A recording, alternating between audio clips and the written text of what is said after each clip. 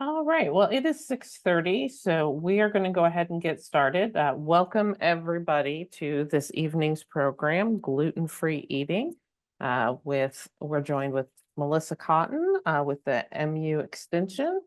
Um, and my name is Beth. I am the adult programming librarian here at the Mid-Continent Public Library. So I plan and organize all of our in-person and virtual program offerings for adults. A couple of housekeeping items. Tonight's program is being recorded, and I will send out the link once it is up and available on our YouTube channel. That'll probably be sometime next week. We do have some handouts that I will be emailing out after the program, along with the link to the survey for tonight's program. So don't worry about some of the links that are in Melissa's presentation and trying to write them down. They will all be in those handouts. We hope you'll also take time to fill out the survey and let us know how we did. If you have suggestions for other topics that you would like to see us have programs on, we always welcome those as well. We get some of our best ideas from those surveys. Because we are recording tonight's program, we are going to ask that you go ahead and type questions in chat, and we will save time at the end to go through everybody's questions. I also want to take a moment to share some upcoming programs that we've got. I'm going to share my screen here.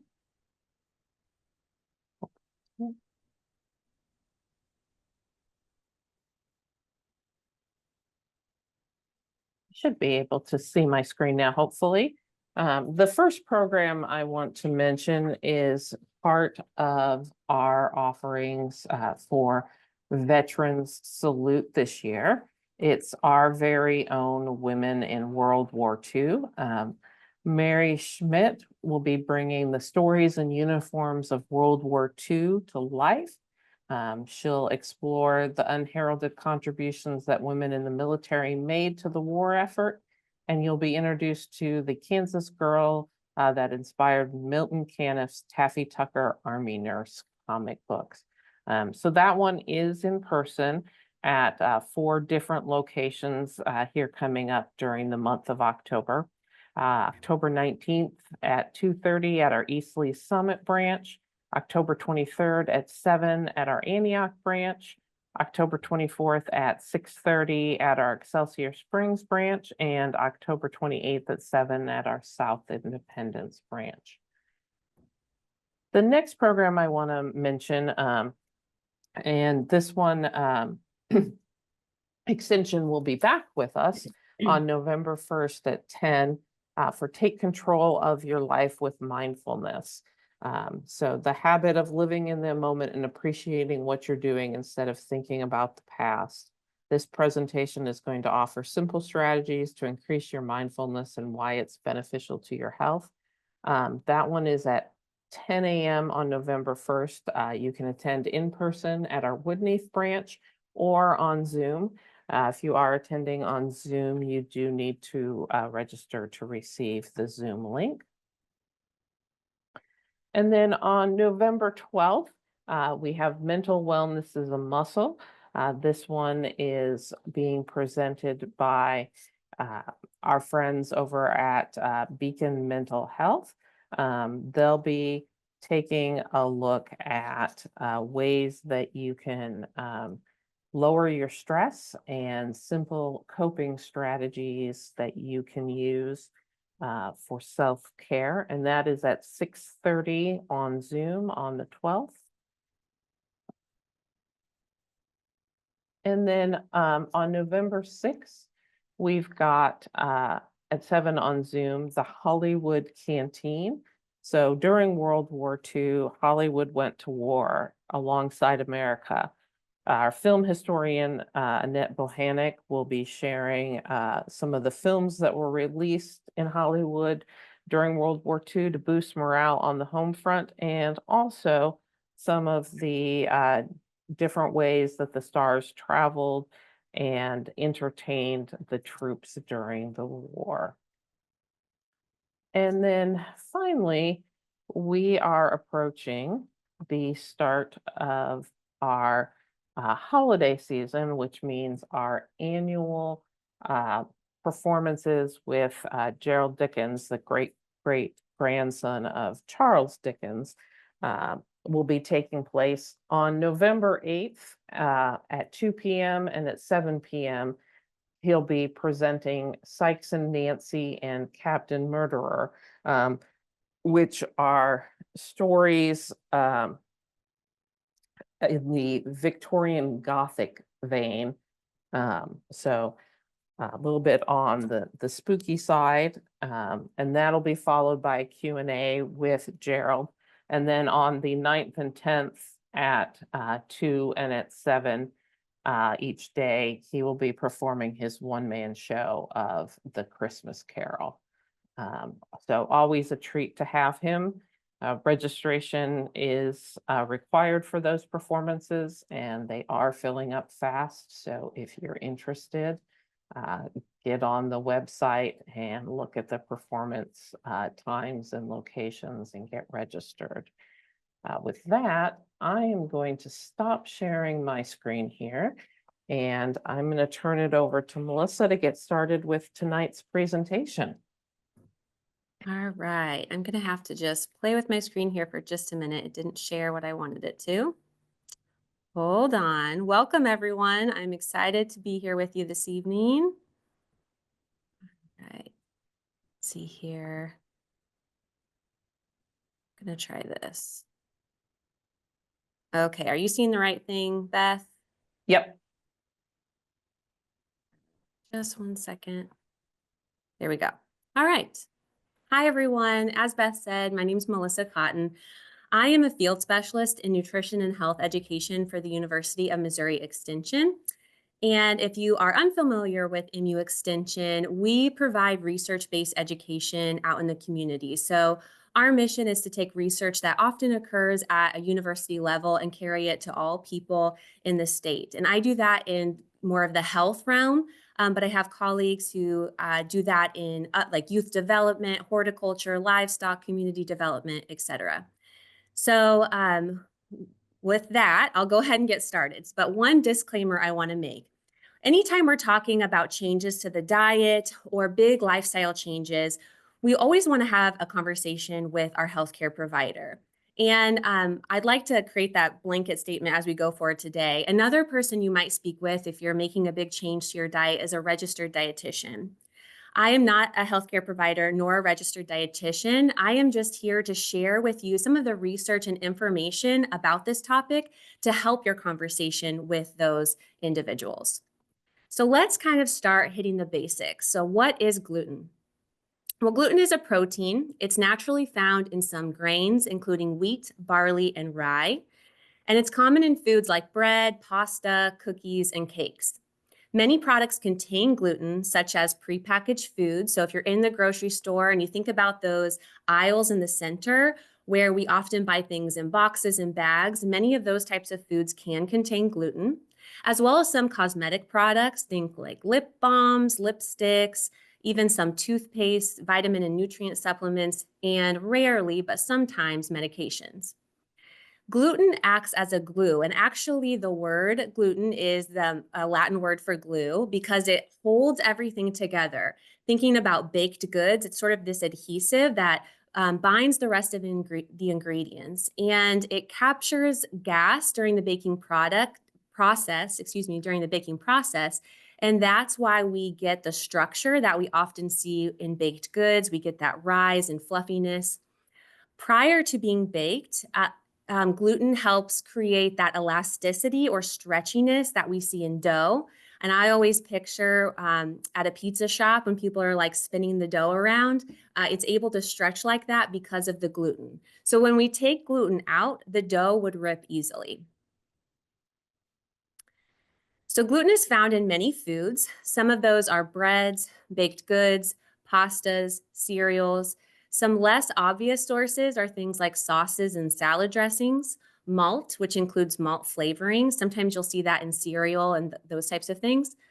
Bread, such as pumpernickel, food coloring, soups, beer, brewer's yeast, and rye beer.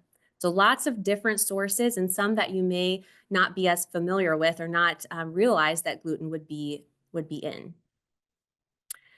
So a big question that comes up with gluten, we hear a lot about gluten and gluten-free diets in the media, and sometimes a lot of that attention is negative. So I think it's important to ask, is gluten bad for me? And the quick answer is it really depends on the person. And we're going to get to this in a minute, but there are some groups of people who have to eat gluten-free for serious health reasons. So for those individuals, gluten is not good for them. But when we're looking at the general population, there is little published research at this time to support claims that gluten is bad for you. In fact, research actually suggests the opposite. So many studies have linked whole grain consumption with improved health outcomes, one of which would be improved cardiovascular health. So whole grains are good for our heart. Now, I am specifically saying whole grains versus more of your enriched grains like white bread, white pasta. Whole grains can really be beneficial to our health. Gluten may also act as a prebiotic, feeding the good bacteria in our bodies. So we have good and bad bacteria in our digestive system, and we really want the good bacteria to be flourishing because this promotes a healthy digestive tract and keeps us feeling good in terms of our digestion and that sort of thing. So gluten may act as a food for that good bacteria. Most people have no problem with gluten, and it's not bad for those whose bodies can tolerate it. So why would someone avoid gluten? Well, again, for some people, gluten does not treat their body very well, and they have to take on a gluten-free diet in order to promote their health. So a person would need to avoid gluten if they had celiac disease, dermatitis herpetiformis, and non-celiac gluten sensitivity. So we're going to dig a little bit deeper into each one of those, starting with celiac disease. Celiac disease is an ongoing, or what we call a chronic digestive and immune disorder that damages the small intestine. So at the bottom right-hand side of the screen, you can see a picture of our digestive system. The stomach kind of sits on top, and then we have the large intestine that frames the small intestine. So I always think the small intestine kind of looks like a snake going back and forth, back and forth. So that's our small intestine. And this is where a lot of the damage occurs for people with celiac disease. This damage is triggered by eating foods containing gluten. So when people with celiac disease eat gluten, their body issues this alert. It's kind of like intruder alert, intruder alert. That's kind of what's going on in the body. And basically our body begins to attack itself. These attacks lead to damage of the villi. So villi are these small finger-like projections that line the small intestine, and they promote nutrient absorption. So if you look on the left-hand side of the screen, you can see those pink finger-like objects. Those are the villi. And these can become damaged in a person with celiac disease when gluten is in the system. And if you look at sort of the front of that picture, you see some of those villi are flattened down, they're shorter. That's the kind of damage that can occur because gluten is in the system of this person who cannot tolerate it. Their body does not process it correctly. And so what happens when these get damaged is they can't absorb those nutrients from our food. So just imagine meal after meal, day after day, if your body is not able to absorb all of the nutrients it should from food, you're going to not only feel bad in the digestive tract because that damage is occurring, there's inflammation, all of those sorts of things, but you're going to start to see your health decline in other areas as well due to those nutrient deficiencies. So it's a very serious disease and it can cause long-lasting digestive problems. As far as symptoms go, if you have celiac disease, you may experience, or prior to being diagnosed, you might experience digestive issues. So, think diarrhea, abdominal pain, constipation, bloating and gas, those sorts of things. Digestive symptoms are actually more common in children than adults, and some people with celiac disease do not have symptoms. And of course, this means that they will go undiagnosed for longer. So to get that diagnosis, doctors will do a variety of tests. Some of those are blood tests. Sometimes they will do biopsies of the small intestine or skin biopsies to decide or determine whether someone has celiac disease or not. They will also look at your family history because this disease is hereditary, meaning that if someone in your family has it, you are more likely to have it. Okay, so another form of celiac disease is called dermatitis herpetiformis, and I probably will refer to it a lot as DH, and other people do too. It's a little bit easier to say. And this is also a chronic condition. It's a form of celiac that instead of displaying itself in the digestive tract, you tend to see it more on the skin. So the body reacts a little bit differently in this form of celiac. So many would describe this rash. You can see a picture of it there on the left-hand side of the screen as intensely itchy, just extremely itchy, blistering rash. And this affects about 10% of the people with celiac disease. So of all those with celiac disease, about 10% have this form and 90% have the form from the last slide, where we see more symptoms in the digestive tract. The DH is found mainly in adults and is more common in men and people of Northern European descent. Dermatitis herpetiformis patients frequently don't have digestive symptoms. It's really just this skin issue. So you might ask, well, why would a disorder that damages the intestines show up on the skin? Well, when someone who with this disease eats gluten, their body creates or produces a type of antibody called immunoglobulin. It's really hard for me to say, immunoglobulin A. And this antibody can travel to the skin and it can trigger this reaction. And symptoms include those small clustered papules. And actually the name, that second word, herpetiformis, part of the reason why it's called that is because those papules very much resemble something you would see in the herpes virus. But this is unrelated to the herpes virus. It just has a similar look about it. So that's kind of where that comes from. But often when people experience this, prior to those papules forming, they'll have kind of a burning sensation on the skin. Then the rash begins to develop, and often because it's so itchy, they'll itch away those papules. So by the time they get to the doctor, it looks much different than it does here in this picture. And often this can be diagnosed as eczema. So just kind of some information to keep in mind if you are out there or you might know someone who thinks that they might have something like this. Patients with DH may also experience dental enamel defects to their permanent teeth. So they may have a very thin layer of enamel. That enamel may wear off, which can definitely be an issue for their oral health. And so this can be another way that we see the disease sort of display itself in certain individuals.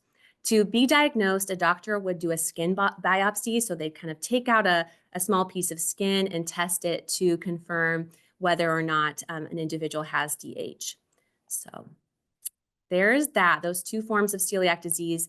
And then we have a third category, and this is referred to as non-celiac gluten sensitivity. Sometimes you might hear it called non-celiac wheat sensitivity.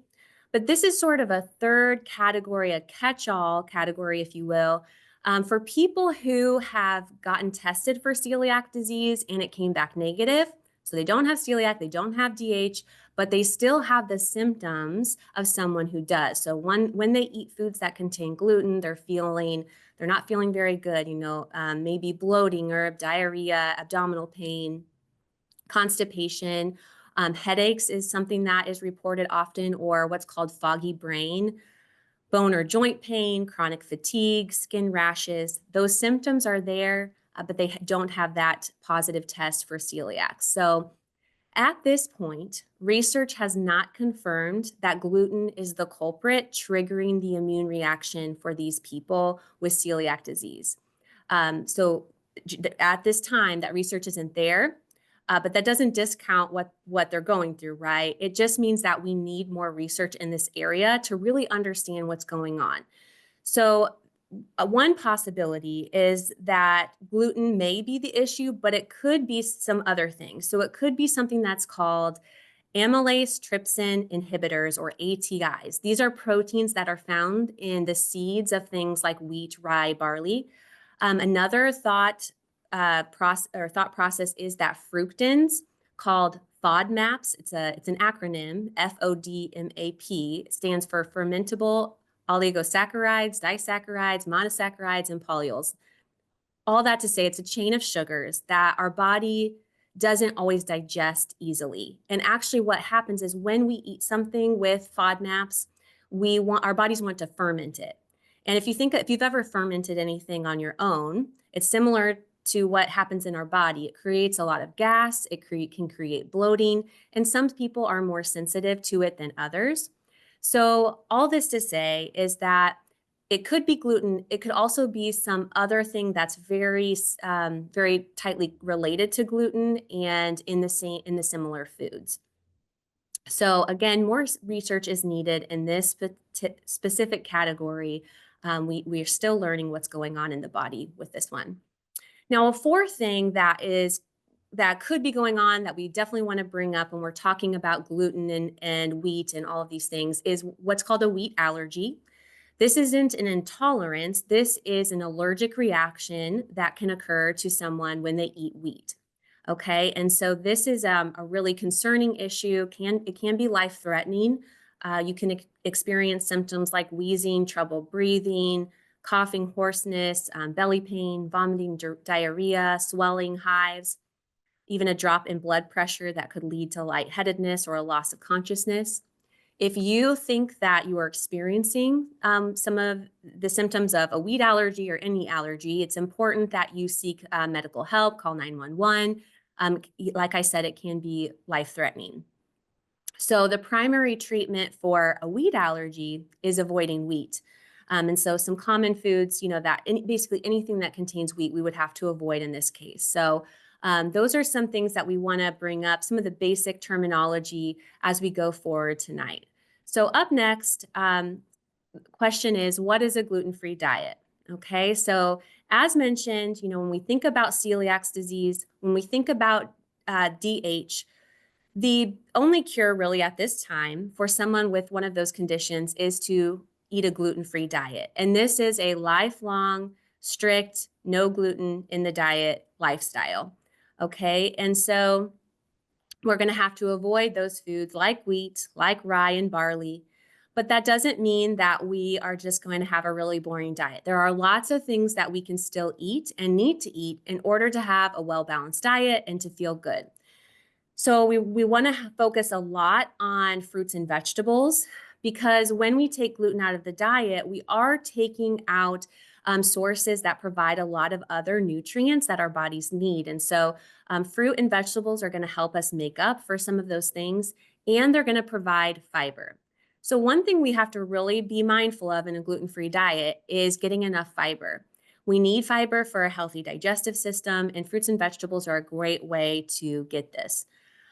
Beans are another source of fiber, and seeds, legumes, nuts, eggs, lean meats, fish and poultry, dairy products, all of these things can be part of a gluten-free diet.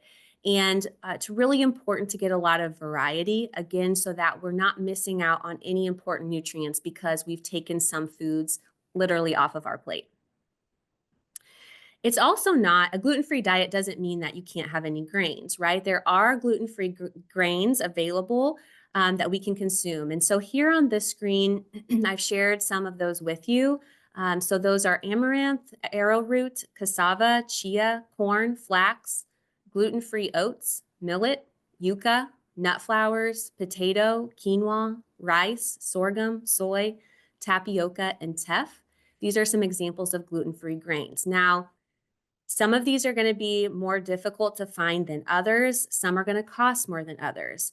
The good news is that over the last, I don't know, 10, 15 years, the amount of foods in the grocery store that are gluten-free, that are available, has increased greatly. And so that's a good thing. And as more people perhaps start to live this lifestyle, if that's a choice that they make, then probably more will come available on the market. So for someone who is eating gluten-free, whether that's for a medical reason or a choice that they've decided to make for themselves, there's some label reading that we're going to have to do. We're going to have to be really aware of what foods we're purchasing and eating and bringing home. So let's talk a little bit about this. The Food and Drug Administration, or the FDA, requires that all foods that contain the 9 major food allergens be clearly labeled on packaging. This labeling law includes wheat, but not gluten. So wheat is one of the most common, 9 most common food allergies. And so on food labels, near the nutrition label and the ingredient list, it has to say this food contains wheat. And you might see eggs and dairy, some of those other common allergies. But the law does not require gluten to be listed, nor barley or rye, those other sources of gluten. So other gluten-containing grains, like I said, they're not required to be on the label, but a package. So to the point that's important for you when you're at the store and you're looking, what can I buy and what can I not? A package label stating wheat-free is not the same as gluten-free, okay? Because it could be wheat-free, but it could still contain that barley and rye, which does contain gluten. So you want to find foods that have the gluten-free label or wording. So I've shared a few pictures on the screen. And you might also see terms like gluten-free or free of gluten, no gluten, or without gluten. The terminology can be a little bit different, but it's important to know that food manufacturers do not have to label their foods gluten-free.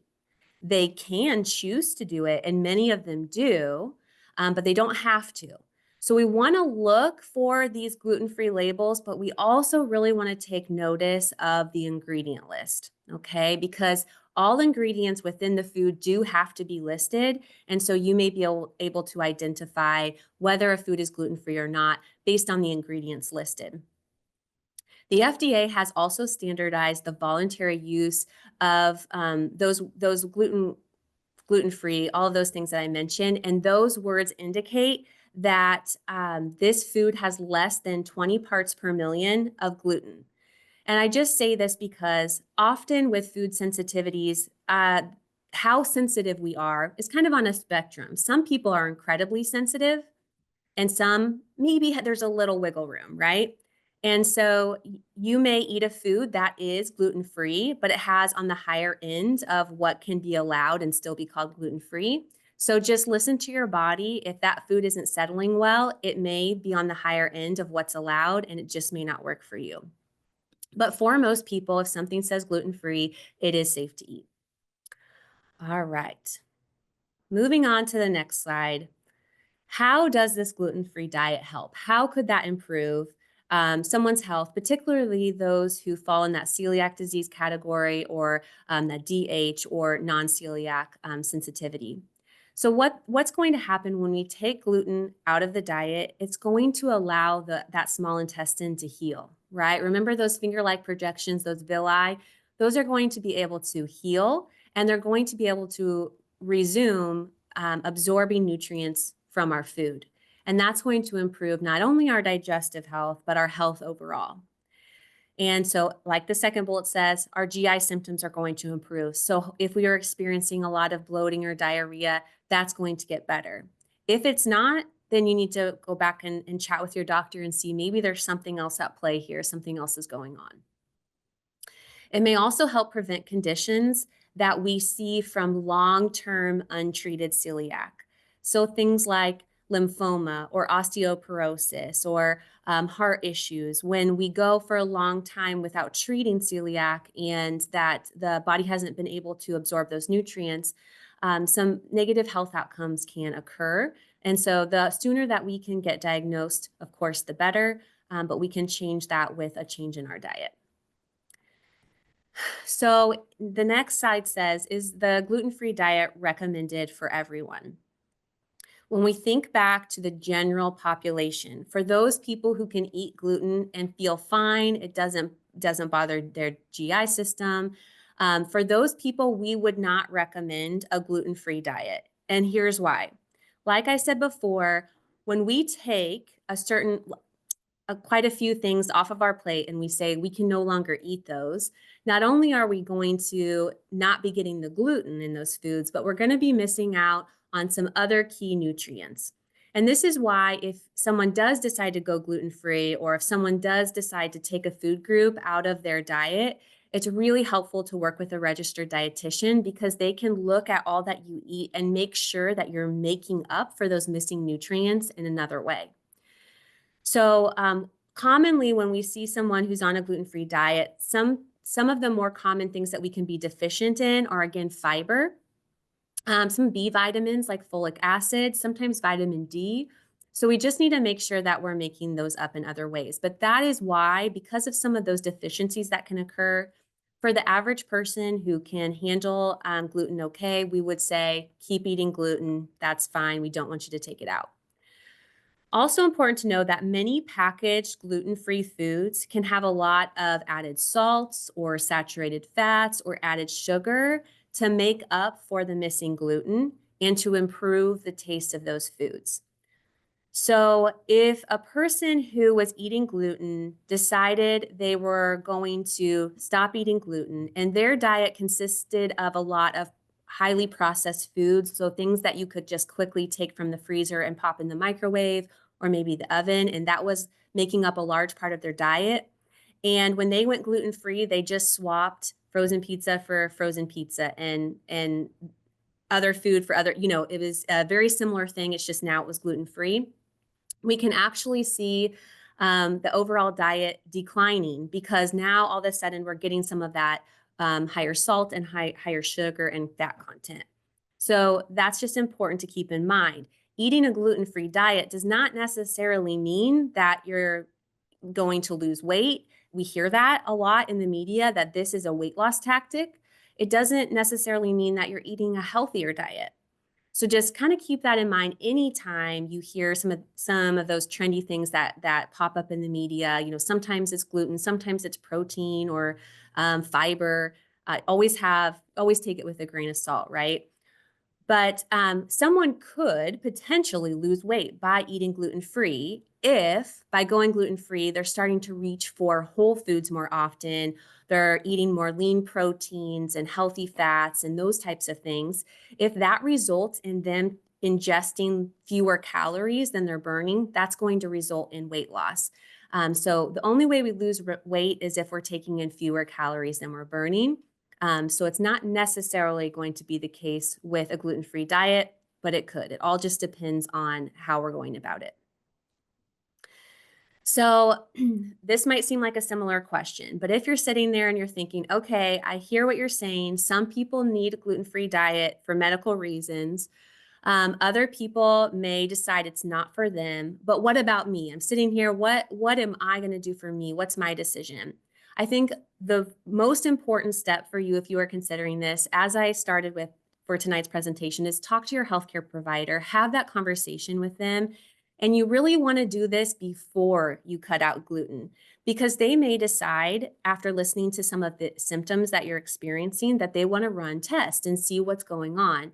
But if you don't have any gluten in your system, it's going to be difficult for them to test that. So talk to your doctor early on, and then also speak with them about meeting with a registered dietitian. That may be something that is covered by your insurance.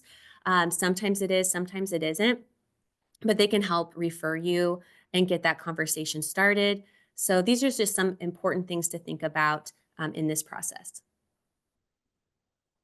Okay, so let's say you've decided that gluten-free is for you. You've talked to your doctor, and this is what you want to move forward with.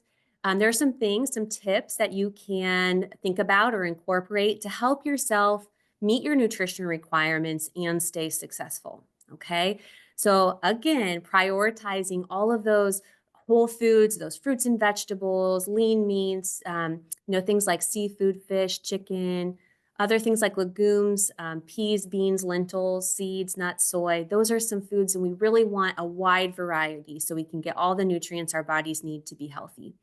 This is going to help us to have that balanced diet. But also find alternatives for the things that you love. It's good for us to enjoy food, right? And so let's go back to that frozen pizza. I really like pizza. Okay, so if I'm gonna go gluten free, I'm gonna find an alternative that I really like, and that's okay. Those things can have a place in our diet. It's nothing to feel bad about at all. It's just part of a well-rounded diet. So find those alternatives so you can enjoy the food that you're eating. And another big one is meal plan. And this goes for anyone, whether you're gluten-free or not. Meal planning is key to being successful in your healthy eating goals.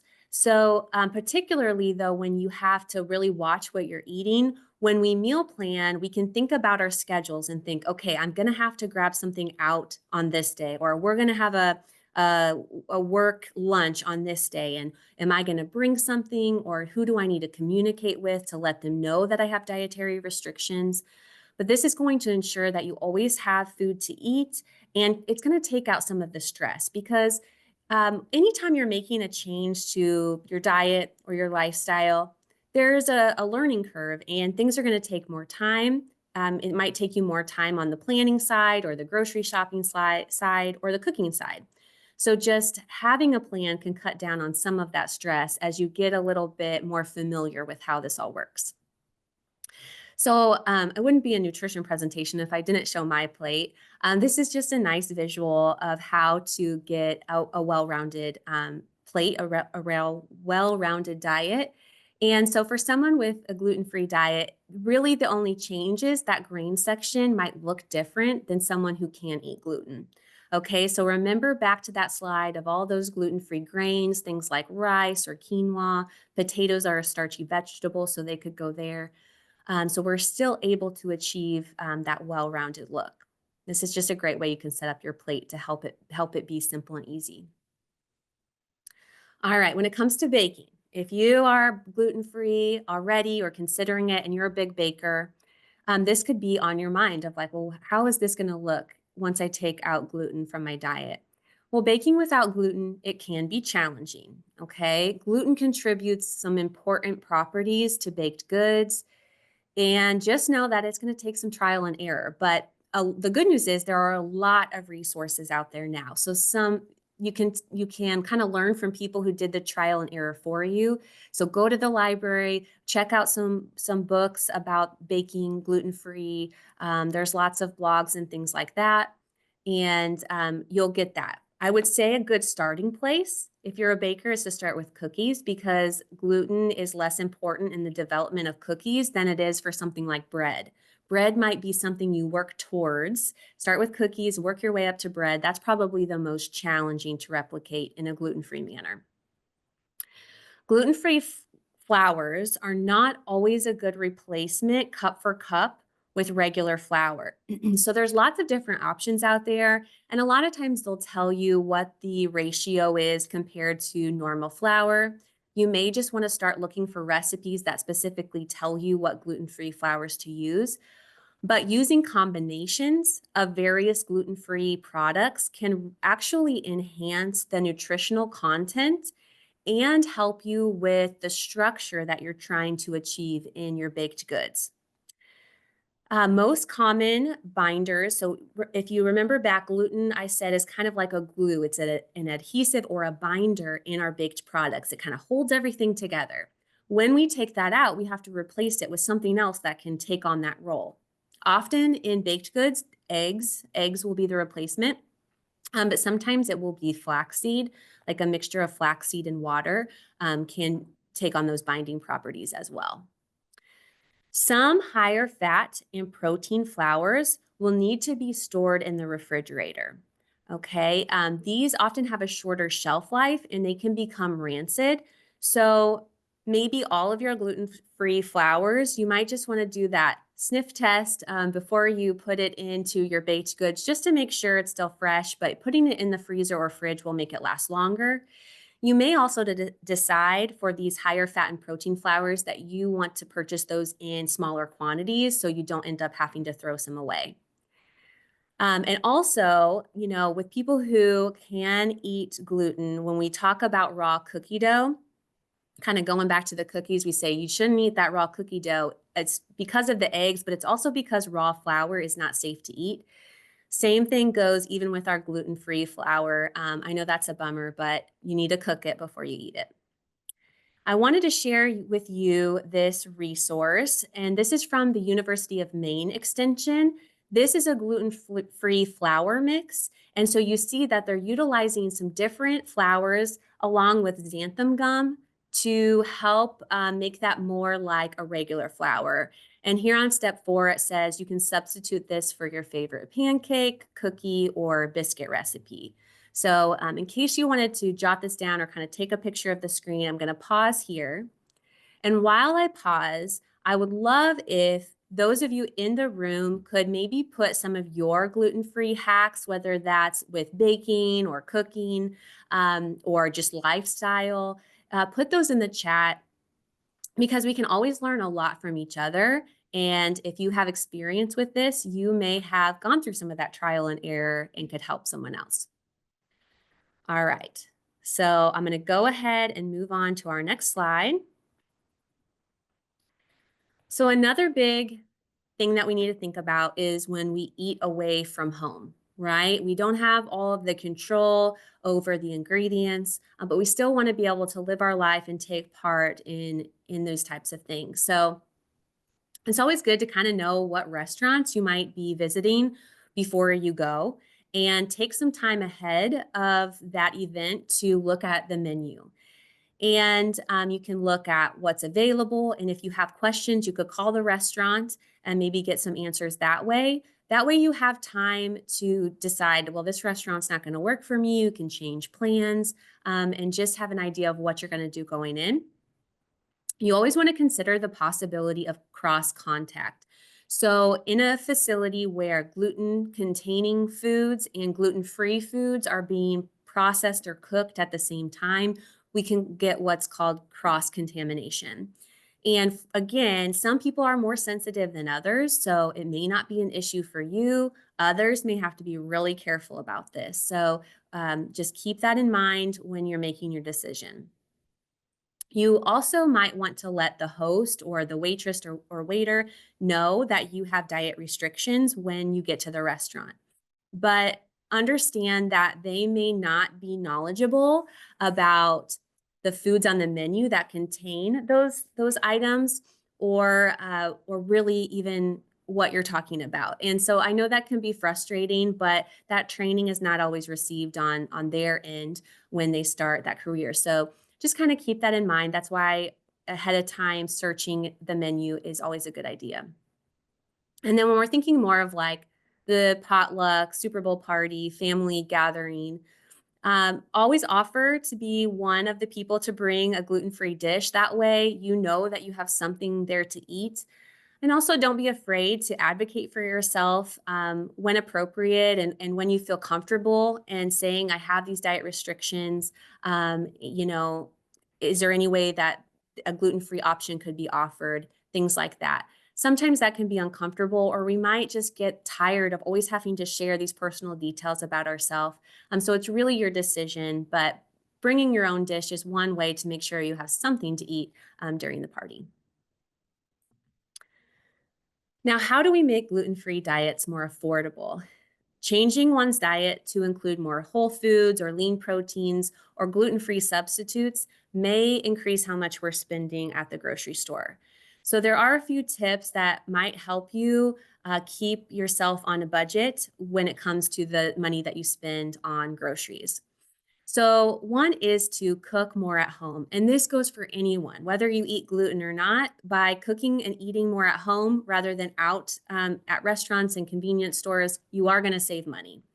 Another thing is that sometimes when we think, okay, I'm going to cook more and I've got all these recipes I want to try. So we go shopping and we are going to do a new recipe every week. We have to buy all these different spices and sauces and foods, and that's really going to drive your grocery bill up quickly. So I would suggest instead just concentrating on 1 or 2 new recipes a week. That way, you don't have that huge increase in your grocery bill. But also, a lot of times when we're buying all these different kinds of ingredients that we don't even know if we're going to like this recipe. What happens is we get it and then we don't have any way to use it up and we end up throwing it away. The biggest source of money loss when it comes to our groceries is food that we have to throw away because it's gone bad and we didn't eat it in time. So kind of keep your meals simple. Thinking back to my plate, like, okay, I need a little bit of protein. I need some fruits and vegetables and maybe a little rice or quinoa on the side. It doesn't have to be complicated, and it can still fit this diet that you're trying to upkeep. Utilizing frugal foods is also a great way to keep that budget, that grocery cost down. So frugal foods, what I mean by that are foods that pack a lot of nutrition but are often pretty affordable. So some of my favorites are things like Greek yogurt, frozen fruits and vegetables, sometimes canned fruits and vegetables as well. You might just want to watch out for the sodium or sugar added to those items. Gluten-free oats is another one. Eggs, brown rice, canned or dried beans. Those are very nutritious foods and often quite affordable. And then again, I said it twice, meal planning comes up again because it is a really great way. When we have a plan going into the store, that's going to save us money if we can stick to it. When we have a plan for what we're going to eat during the week, that means less going to the grocery store. Every time we enter the grocery store, we are susceptible to impulse buys, marketing. We might be hungry, so then we're really going to put a lot of stuff in our cart. So meal planning is really key for everyone. And then another suggestion would be try to find a gluten-free accountability buddy. So someone else or other families or people that who are gluten-free. You hear about people meeting up all the time to do like freezer meals, and they all kind of buy different things. They create these freezer meals and it helps to cut the cost lower for everyone. Well, that's something you could do for your gluten-free flours or other more like snacked packaged items. You could buy it in bulk and then kind of divvy it out, and the cost will be lower for each person. So then how to make gluten-free diet fun, why this is important, and why I would like to include this slide in our discussion is that, sometimes for some people, we just think, oh, this is food, and it's sort of like kind of a black and white issue, but there is a lot of gray areas. And when we change our eating style, it does affect our physical health, but it affects a lot of other areas of our life and health as well. So, there can be some bigger emotions that can accompany changes like this. So, if this wasn't something that you wanted to do, and even if it is, just know that sometimes you might get frustrated with the process. You might get frustrated with some of the extra time that you have to spend on this to meal plan and to grocery shop and to read labels. But the good news is that you do get used to it and you get better at it. And there is a lot of more time up front, but you're going to start to identify those products that you can have and can't have. And that stress is going to lower, and that time, the time that you have to spend will decrease as well. Also, expect that over time, you might get tired of having to think about this and you just think, oh, I wish I could eat without worrying about what's in my food. A lot of times when I talk to people who are diabetic and they have to count carbs and they have to look at their blood sugar, oftentimes in their life, they reach this point of burnout where they just are tired of managing it all. So I think it's just important to keep in mind that that could happen and try to identify that on the earlier side. And if you start to see yourself heading towards that, calling in your support system, whether that be a spouse or a friend or a neighbor, and maybe you can talk to them or have them help you with cooking or things like that. But just know it's a possibility, but hopefully you can work through that pretty well. It's also important to mention that others may not understand or support your decision to go gluten-free, and this will be difficult, but you just have to remember your why. Only you know how you feel, and so you have to be the person to make this decision. and you have to be your biggest advocate. So just expect that that may occur. You might get some pushback from certain people. So this is again why it's so important to find your people that are supportive, that do understand. Maybe they're going through the same thing or something similar. If you feel like, I don't really have those people, I can't think of anyone. Well, there's a Facebook group for everything. So I bet that's one place to start. And there's a lot of other places too. Just maybe now that that's a thought in your head, you can be more mindful and listen for people who are talking about similar strategies.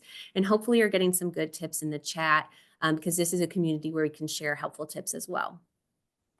All right, we can continue to challenge ourselves by trying new ingredients or trying new recipes, kind of getting out of our comfort zone and keeping things fun and interesting. And then again, making it a family event or a friend event. And this can help us to not feel alone in the process. So finally, I want to share with you some helpful resources. And these are all going to be easily captured on your handout. So don't feel like you need to write these down. But it is important anytime we're talking about health to make sure that we're utilizing trusted sources. So there's a lot of information out there about gluten-free cooking, gluten-free diets, and nutrition in general. So one thing that you can do is when you're searching topics like I did this today, I wanted to do a little bit more on the baking. So I did gluten-free baking, extension. And I got all these sources from different state extensions. And I know I can trust that. I know I can trust sites that end in edu or sometimes .org. These are going to be really good places for you to start, but just consider where you're getting your information when it comes to anything health related. So with that, I want to go ahead and share my contact information in case you have questions in the future about this topic or other health related topics. Feel free to reach out and know that MU Extension is a resource for you in the community. So I'm going to stop there and open it up for questions.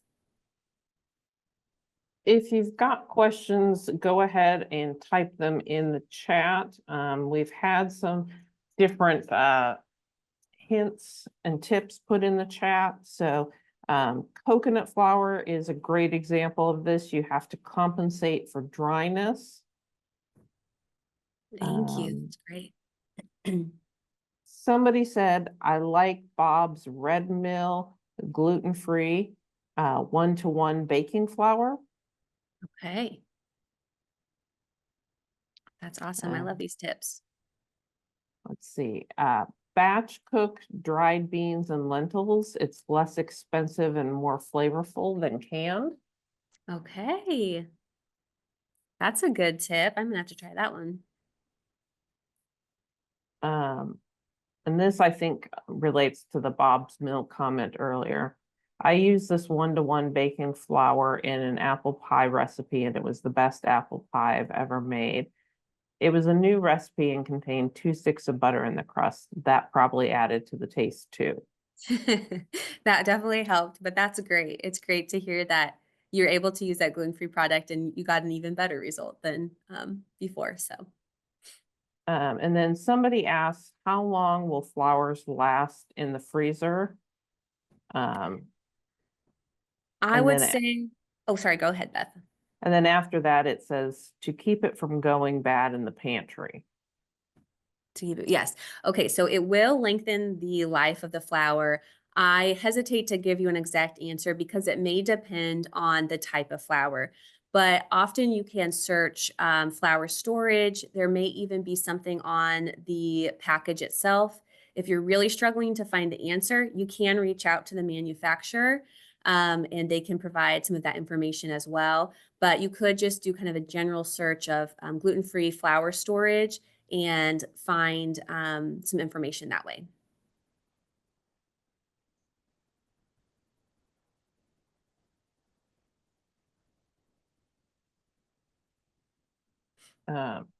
And someone asked earlier about the handouts, which if you were a little late coming in, I will be emailing those out along with the link to the survey.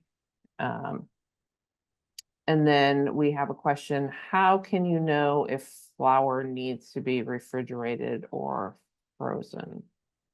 So the article I read was indicating that higher fat or protein flours. So my mind jumped to like almond flour, it's going to have a higher fat content, any of those nut-based flours. So reading the nutrition label and, if you're seeing more than a few grams of fat or protein, that would be good to store in the refrigerator. It would still be safe to store in the pantry or cabinet. And if it's something that you're using up pretty quickly, you're probably fine. But I know for myself, sometimes that flour sits there for quite a while. I'll go through stages where I'm baking a lot, like during the holidays, and then it'll be quite a while until I bake again. And so in those cases, you would want to put that in the freezer or fridge if you have the space. So that's not maybe the specific answer that you wanted, but that's the best one I can probably give. All right. Any last questions? Now's the time to type them in the chat as we get ready to wrap up here. I'll give it a minute here in case somebody's typing.